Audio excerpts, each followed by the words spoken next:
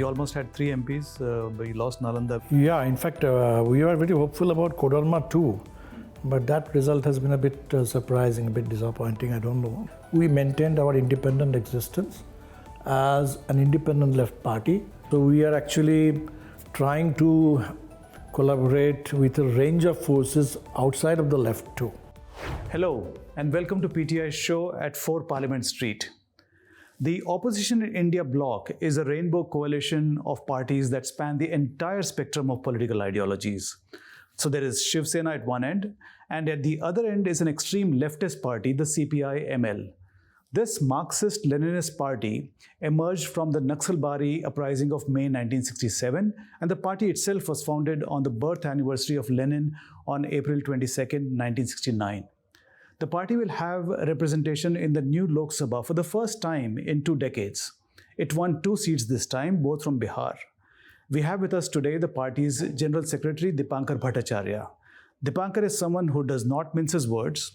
We will talk to him about the party's role in the India bloc, the future of leftist ideology, his views on democracy, the BJP, the Congress, and a range of other issues, including dynastic politics and crony capitalism.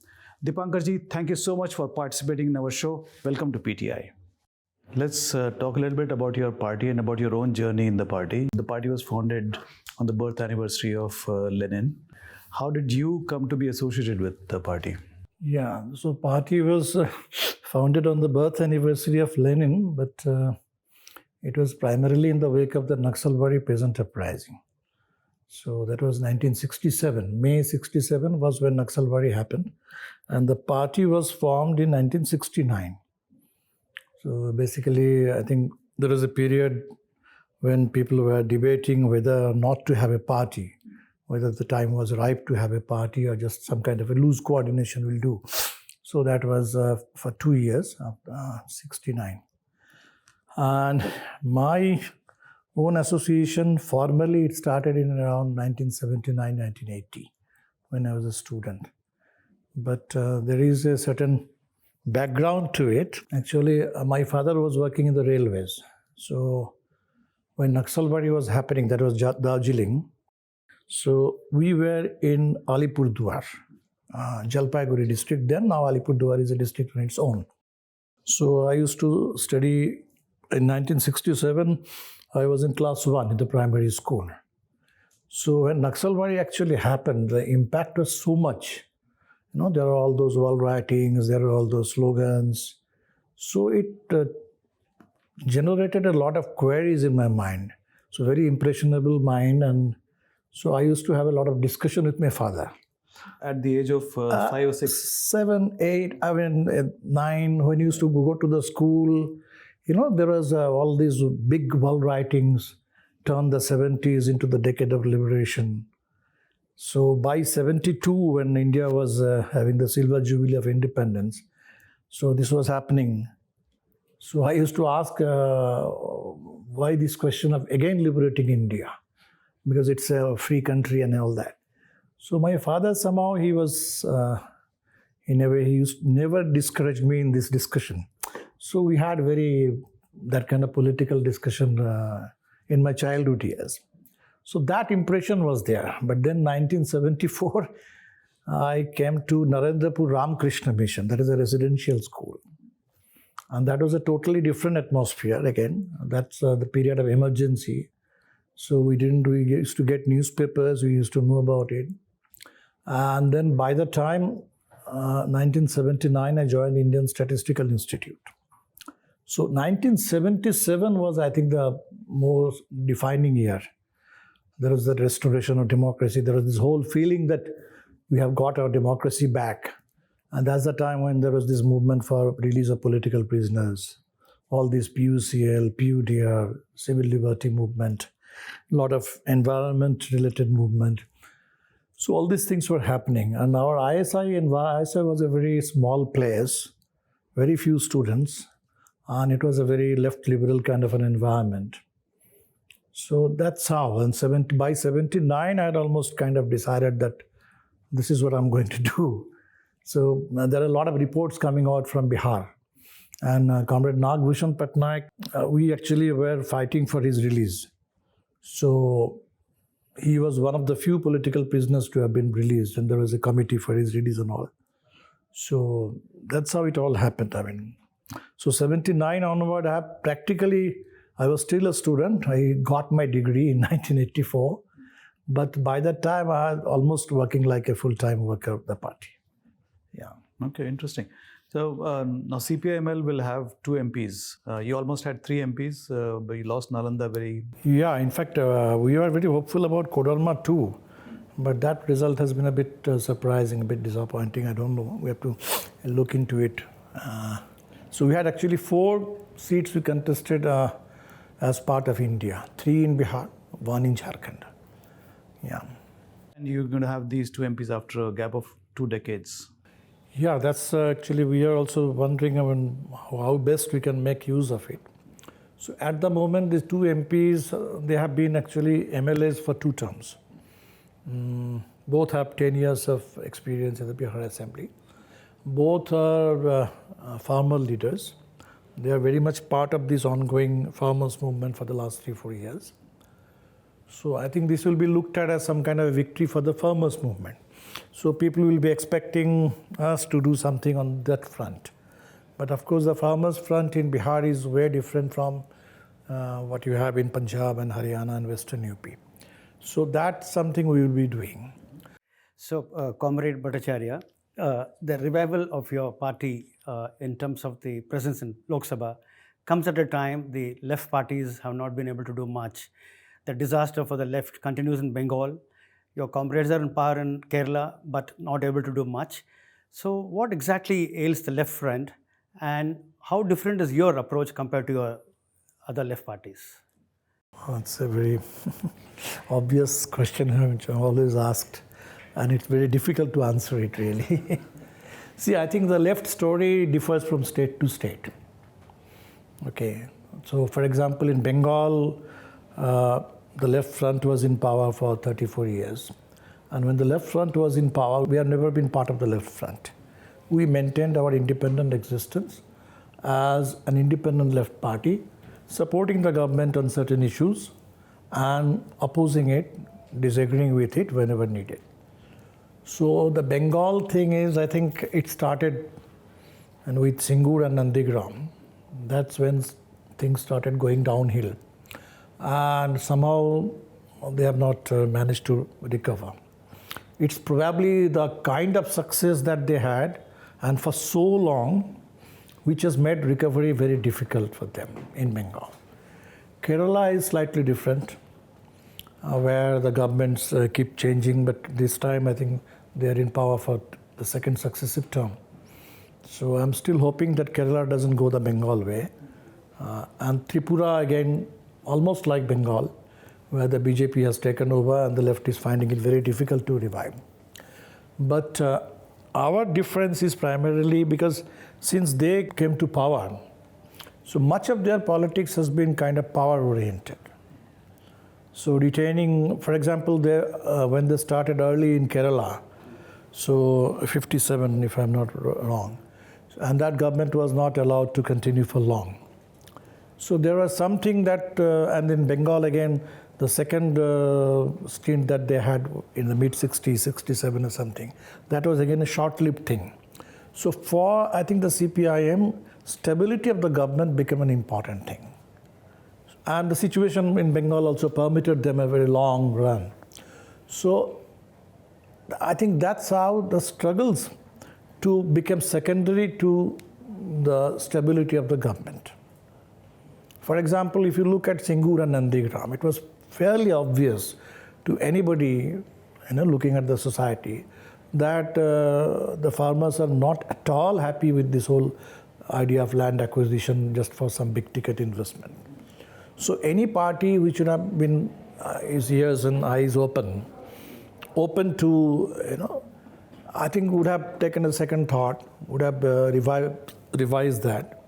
But somehow they stuck to it and they thought the people were wrong and they were right.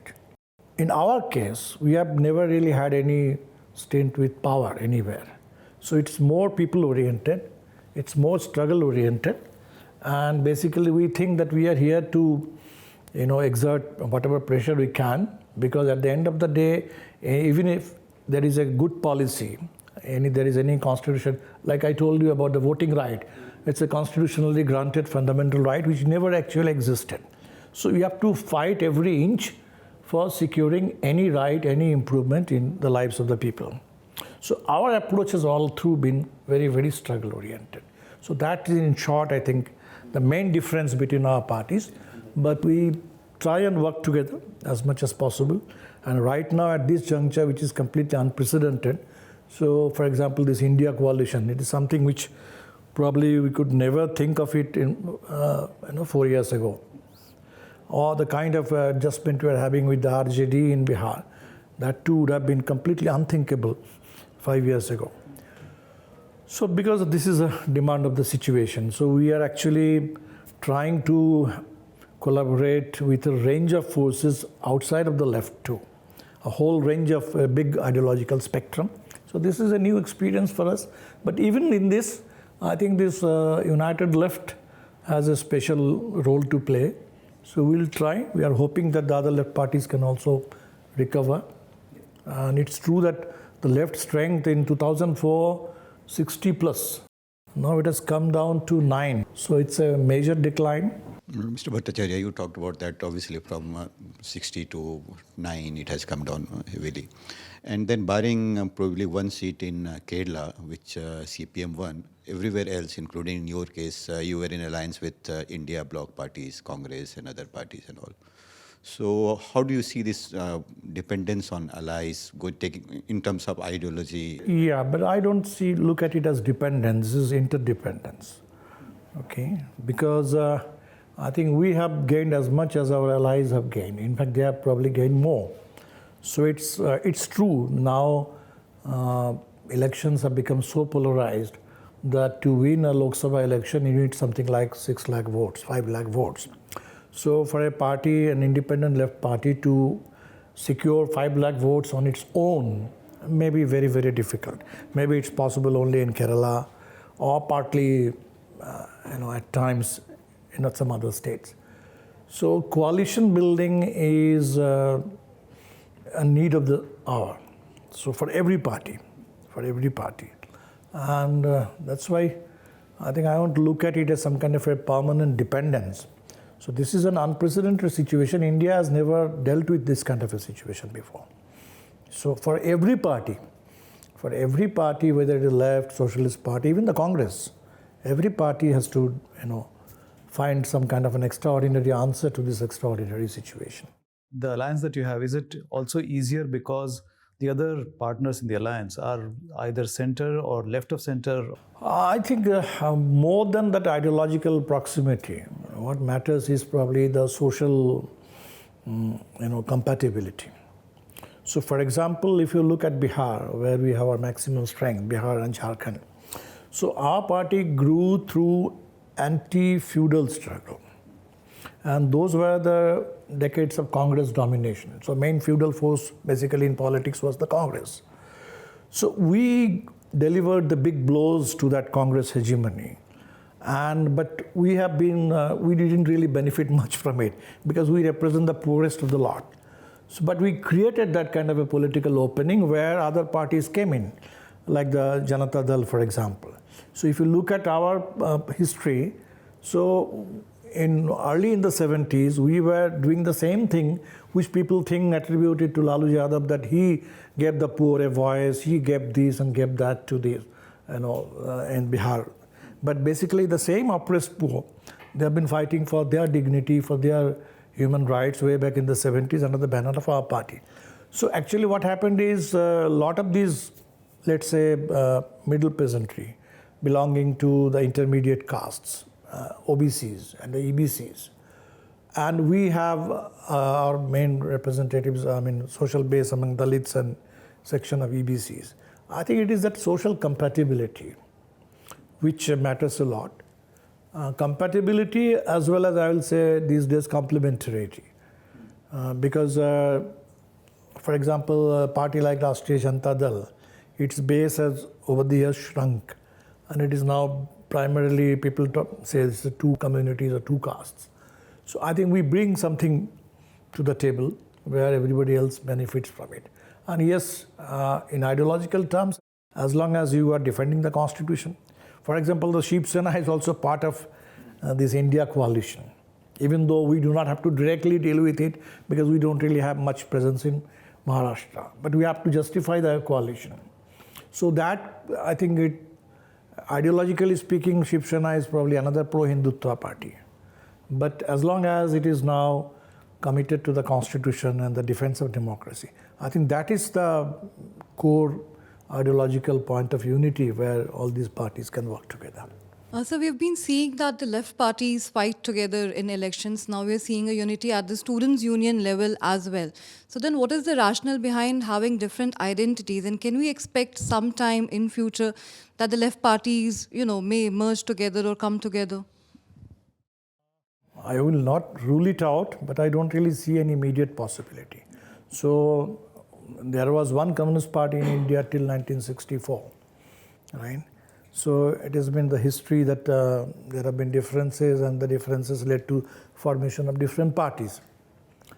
So maybe in future, yes, because India does need a strong left formation, and the proliferation of all these mass organizations, trade unions, partly because of different political parties, but partly also because there are actually differences.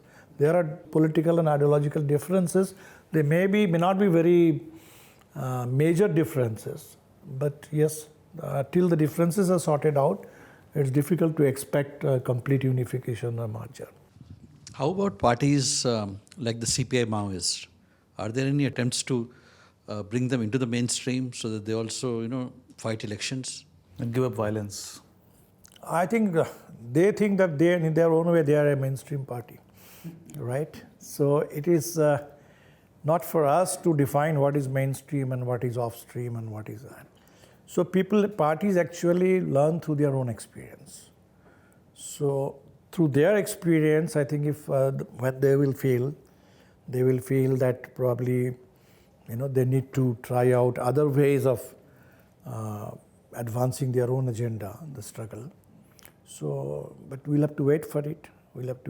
For example, in Nepal, so there is to be a Maoist party, and for years together they were not in what we can call parliamentary kind of politics, but in their own way, as the situation evolved in Nepal, I think they changed tack and they started doing something else. So I will wait for the Maoists here to evaluate their own experience and decide on their own course of action. But you would not want to advise them? No, I don't think it's not for us to actually, nobody, people hate to be advised, So it's not for us to give any unsolicited advice to anybody.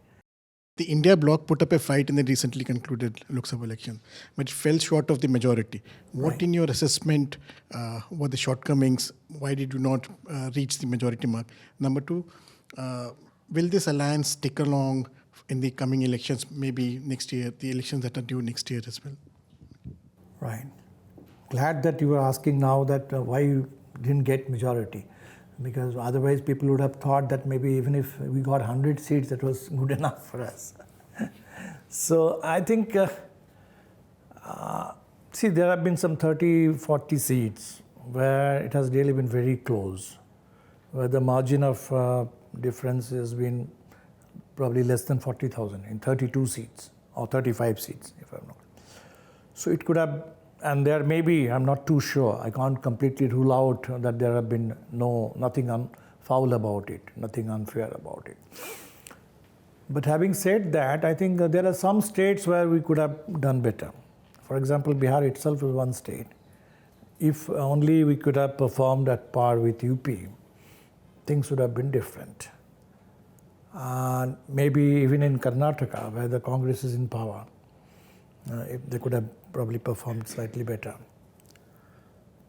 I think one major where we lost, whether those three assembly elections, Madhya Pradesh, Chhattisgarh and Rajasthan. I think I wish that that alliance could have been factored in. There was no reflection of India in those 3 elections. So, and the election results didn't go our way. So that kind of, the whole momentum, we lost a lot of momentum then. So it's only belatedly early this year that we started picking up some momentum again. So that loss of momentum is again another important thing. So there's no way you can make up for it. And possibly we spend too much of time in seat sharing and all these talks. So there was very little actual agitational outreach among the people, what the people were actually looking for.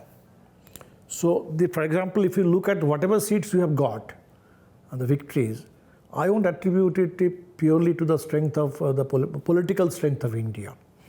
It is not. I mean, India, yes, but it has been India plus.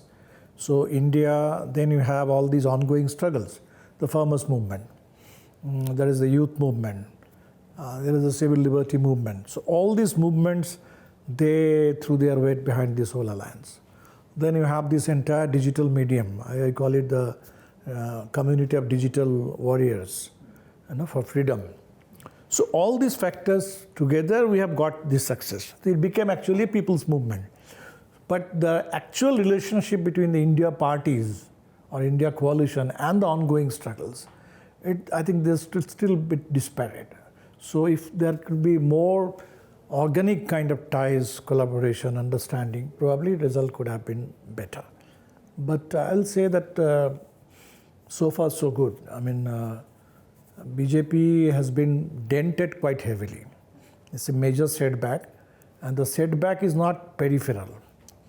It concerns the 2 main sort of core areas of strength of the BJP at the moment. One is Hindutva, the other is the Modi cult, what they call the brand Modi. I think both have had to take a huge amount of beating in this election. So if only we can just build on this. And I think that because India is basically a demand of the situation. So since the situation actually demands more of India, more united and consolidated India, rather than kind of disintegration of India. So if we are responsive to the situation, I don't see any reason why India cannot stick together. But yes, the state politics is different. There are, for example, states like Kerala, Punjab and West Bengal, where there has been no pre-poll alliance. And even in Delhi, where the alliance has been very, very difficult. So how we actually transcend these differences or navigate through these differences to maintain this overarching national unity, that's a big challenge. You think letting Nitish Kumar go was a mistake? I don't think that we let him go. So like Nitish Kumar keeps saying, ab idhar udhar nahi karenge. So he does it of his own volition. So I think his mind is very sharp as ever. Honestly, I don't really know why he left. Because he was the chief minister, he is now the chief minister. I think if somebody says that he was not made the convener, there is no convener of India till date. There is no convener now. So I don't really see, there was any lack of respect or recognition for him. Probably, there was an element of fear, which was probably, I don't know, there was no genuine basis for this fear. After the Ram Temple inauguration, a lot of people thought that there will be such a wave in this country that if you don't move now and be on the right side of Ram and the Ram wave, then so he is, I think he is a great survivor. So for him, the survival instinct is the most important instinct. And probably that's what he did. But as UP tells us, that was an unfounded fear. I don't really know why he did that. But yes, I think BJP was particularly clear. Without Nitish Kumar, I think BJP probably would have been limited to less than 10 seats, half a dozen maybe. So that's maybe one reason why that explains, answers your question, why India could not attain a majority on its own. But do you think he'll remain loyal to PM Modi? I mean, he seems to be coming quite close. He held his hand and looked at his finger. That is something where I don't know. There are a lot of explanations for this. So what he said was quite perfect, for Bihar Chief Minister. So there was Narendra Modi who was trying to hog all the limelight and claim all the credit for Nalanda. And there was Nitish Kumar was telling him that this is an UPA era project and so many people before you have actually contributed to it. So he, in his own way, he was putting Narendra Modi in his place and reminding him of the actual chronology, Amit Shah would call it. So the chronology of Nalanda he'd explain. So rest is very difficult to answer. Nitish Kumar has done idhar udhar. I mean, he calls it ab idhar udhar nahi karenge. It can be actually a part of the Indian political vocabulary, or even so that acrobatics. So it's very difficult when he does that, why he does that, and when will be the next time that he will do it again. Mr. Bhattacharya, the results in Bihar have been particularly disappointing for the India bloc. Everyone was expecting you to do better. In your opinion, what exactly, went wrong there post results? That is one part of the question. Second part is, how do you see, the prospects in the next year assembly elections? Do you think you will better? I think some of the things that went wrong, let's say, I think seat sharing, I have not been particularly happy with the seat sharing, with the choice of candidates. So certain mistakes probably had a cascading effect. It affected a number of seats. To give you just one example, this Purnia. So now Pappu Jadhav has managed to win the seat.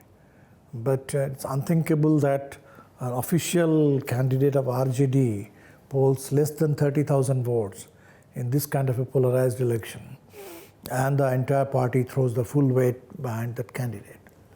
And probably that has affected a whole number of seats, maybe Araria, Supol, Madhepura. Likewise, we had a very legitimate and strong claim to Siwan. And I get the feedback from every sources that with an ML candidate in the fray, we could have won Siwan. And that could have probably ensured a number of seats in that Saran commissionary. Siwan, then Chapra, then Maharajganj, maybe even Gopalganj. So these are some mistakes, which probably avoidable mistakes, which cost us a few seats. But more than that, I think we have to find out why we again couldn't do well in North Bihar. See, if you look at the assembly election results, so our best performance was in South Bihar. Once again, our best performance has been in South Bihar and partly the Simanchal belt. But North Bihar, Mithila, Champaran, Saran area, then Koshi. So this is where I think once again the NDA has done much better. So we need to actually look at it, what really goes wrong there. Probably the social, the kind of unity that we have in North Bihar, South Bihar, that probably gets slightly weakened in North Bihar. There are greater divisions. And maybe another reason could be the Nitish Kumar factor. As the results show, a lot of people are actually expecting that the BJP will emerge unscathed.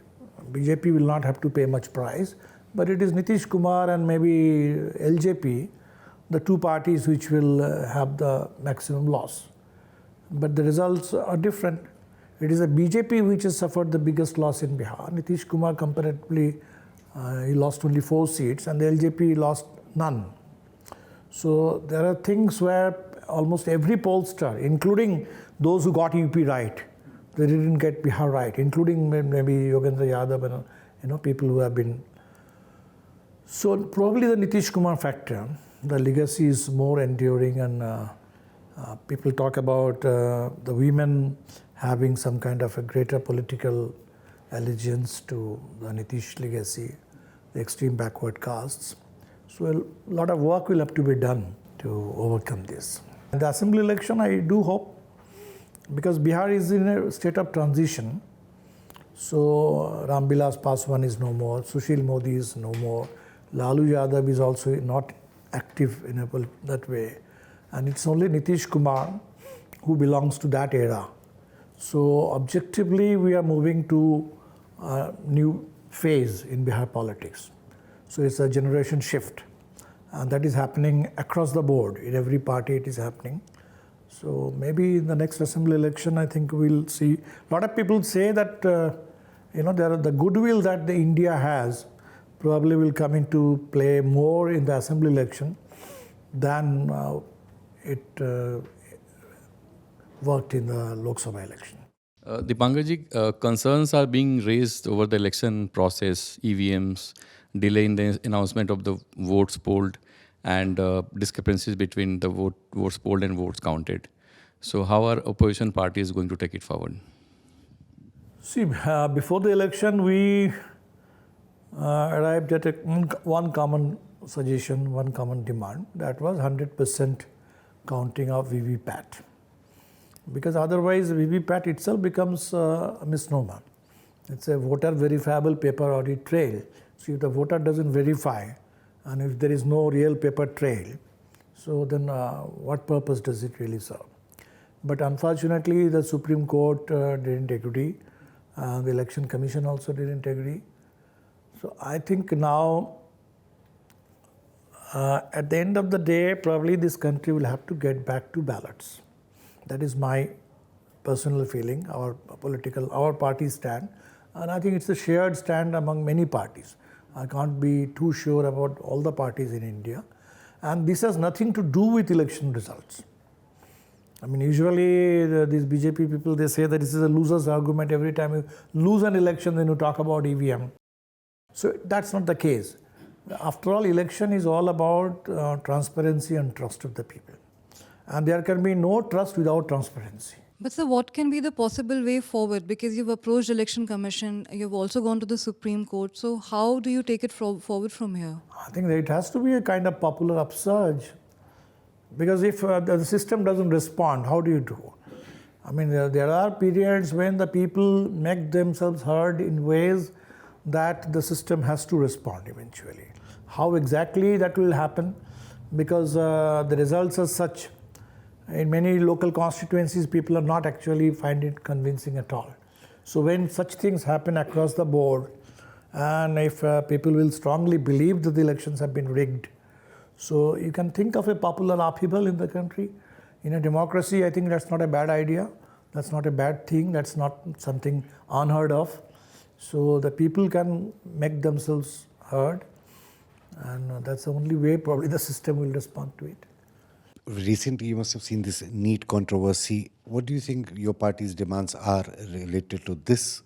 Besides this, do you believe that there is a concerted effort of saffronization of educational system in this country? Absolutely. I mean, saffronization since, I think, the Vajpayee era, or even before that, that's a very core agenda of the BJP and the RSS, controlling the minds, influencing the academic environment, the literary environment in the country, the media.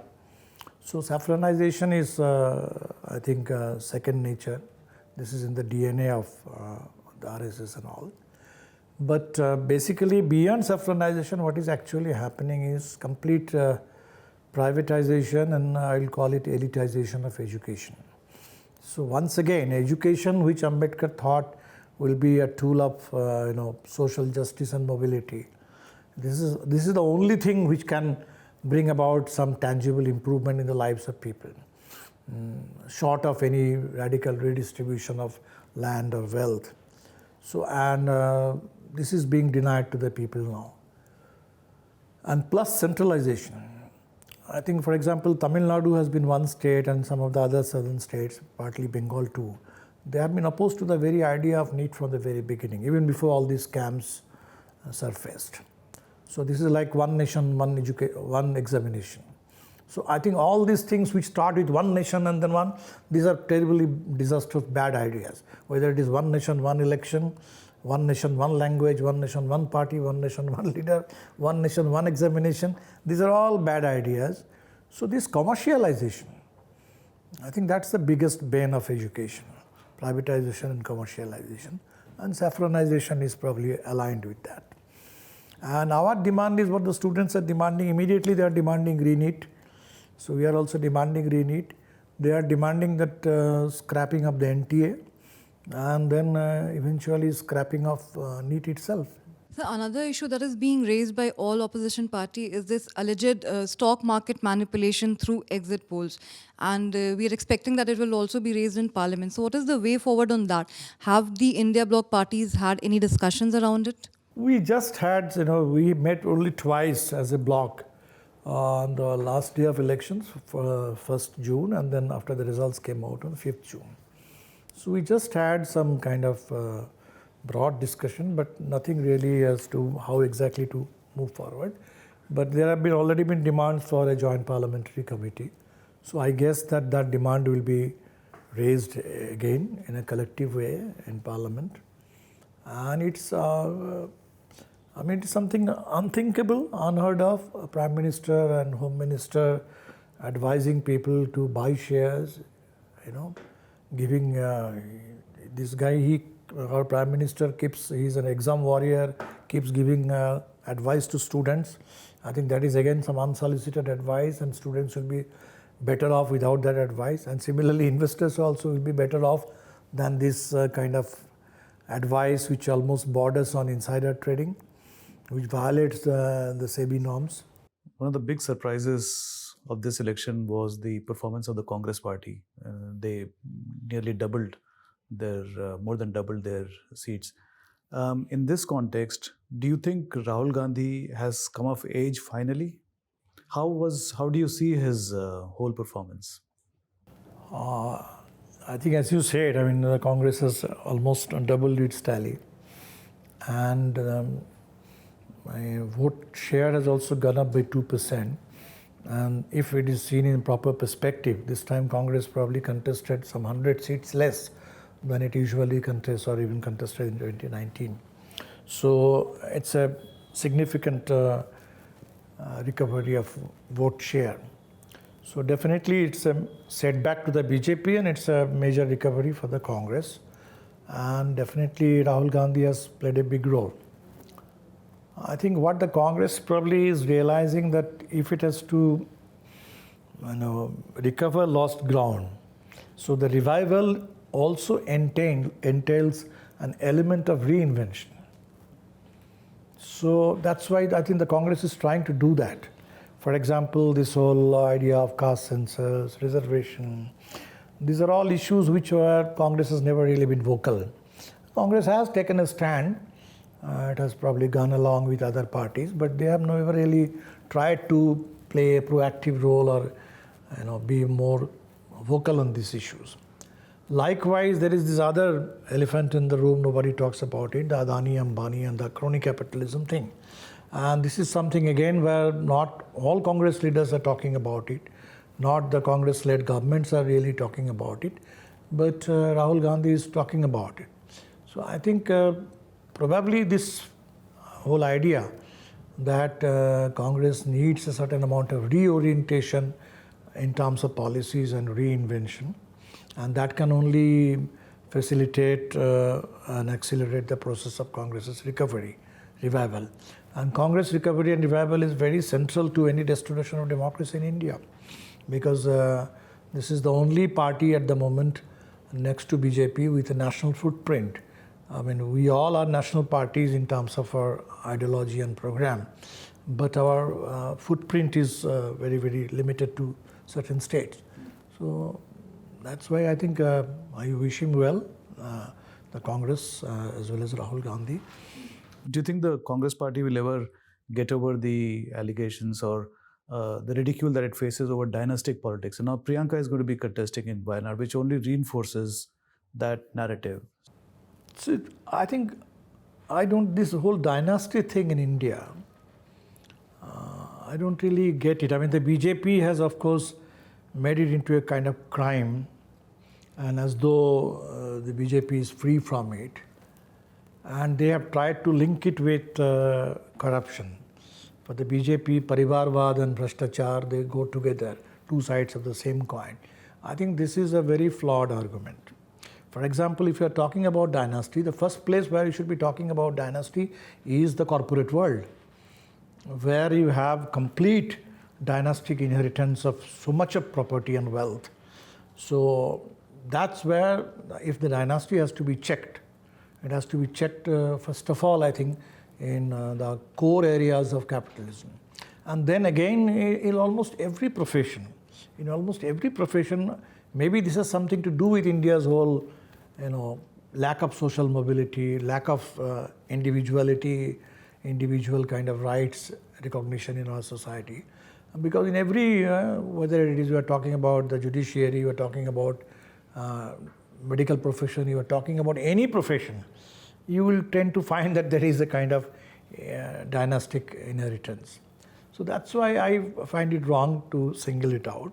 And this whole corruption and dynasty thing, this linkage, I think this is again completely baseless.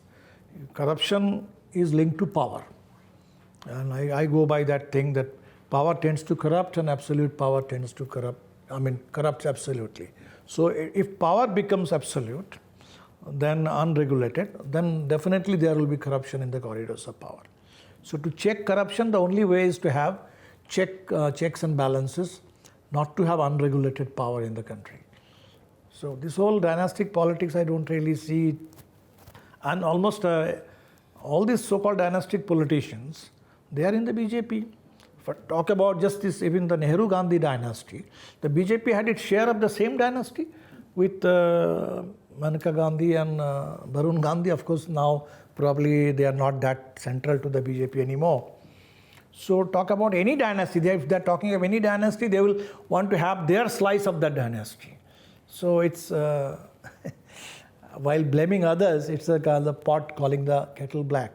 Just a small question. If we've talked, I mean, that's been the obvious thing also about this unlikely kind of grouping, as you also said, from Shiv Sena to ML. It's like a large spectrum.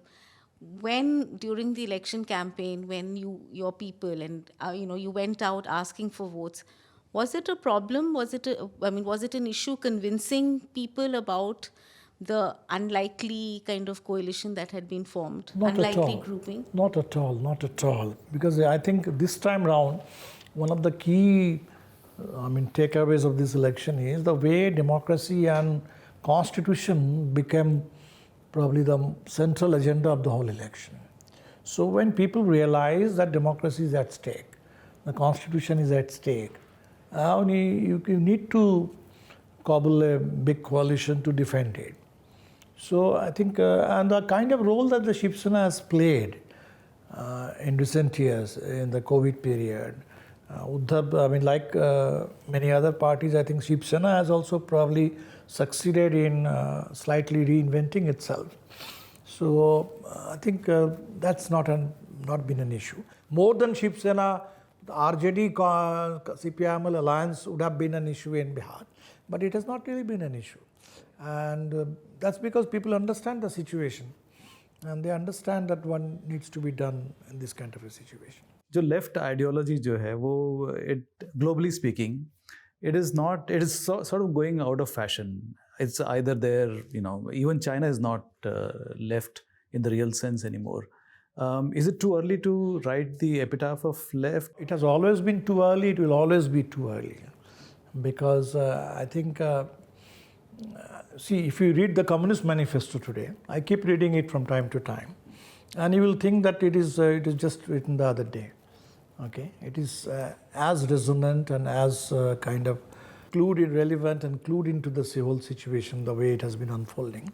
So I think what is going to happen is people will rebuild the left in ways which are new. We have been basically the whole idea about the left has been about economic justice. People talk about that left has been good in terms of economic redistribution, about solving poverty, about solving unemployment, and so on and so forth. But where left has been found wanting is, let's say, democracy, about human rights, about individual liberty, and these are all things. So that has been one critique of the left movement, and I don't say that it is completely out of place. I mean, there is a major reason why the Soviet Union collapsed. And if you read Marx and Communist Manifesto, it is so emancipatory and so democratic, so deeply democratic. So that deeply democratic content of the left, it has not really been manifest. So that's one area. The other areas, I think the politics will have to deal with climate crisis. That is the topic, issue of this century. And I find increasingly that people, especially students who are talking about climate change, now they look at climate change not as some kind of a disaster which has happened. They can very easily relate it to capitalism, the kind of inequality and obscene kind of opulence and ostentation and all that kind of, where wastage is inbuilt, wastage-oriented kind of consumption. So they have a critique. I mean, it can even sound Gandhian or Marxist, but they have a far strong critique of capitalism than probably we have built all these years. So I think that all this climate crisis politics, this is going to take us in the left direction.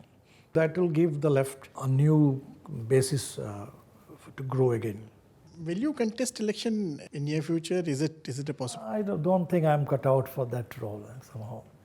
I thought you were. That is no. I mean, I think for me, probably doing other things more useful for the party. So it's for the party to decide anyway. But I think people also realize that probably I am more useful in other roles in other areas than probably contesting election. Sir, you said that you personally like the ballot box.